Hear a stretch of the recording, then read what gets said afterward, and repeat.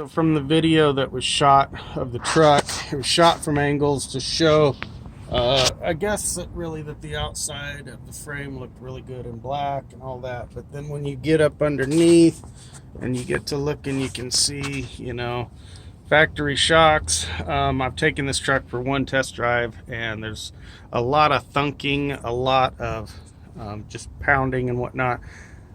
You know, it's got old shocks that are completely wore out. The leaf springs, you can see rust in the leaf springs. There's that side there. So what they did was they sprayed a bunch of stuff so that from their camera angles it looked like it was immaculate. And then when you get underneath here, you look, and it's definitely not. And they actually painted just right over whatever was down here, dirt and rust. I mean, this stuff is on top of just everything. And then the leaf spring bushings are completely wore out. The leaf springs themselves on the back don't look horrible, but you know, they've seen some use. But you look up here to the front,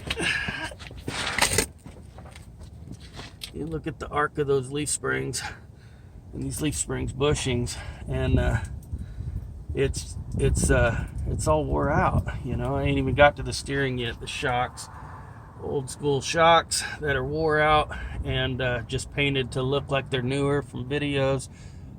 Says that there, you know, is no leaks. It has got some leaks. I mean, it's caked with stuff up underneath here. You can see they just, whatever was down here, they painted over dirt.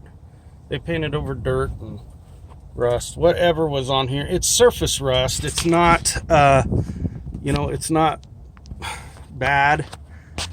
It's a pretty clean truck. It's just not been cleaned up like they said it was. And ultimately, you know, just a little honesty goes a long way. Just tell people what it actually needs, and you know, let them make that assessment whether they're going to make that offer, or, you know, if it's worth the work. And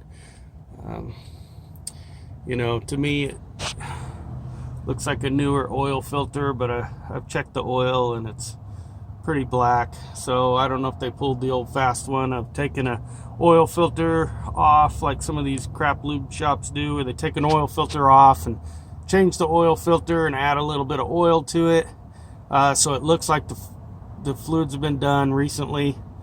The oil doesn't look like it. The oil filter looks new, but the oil doesn't.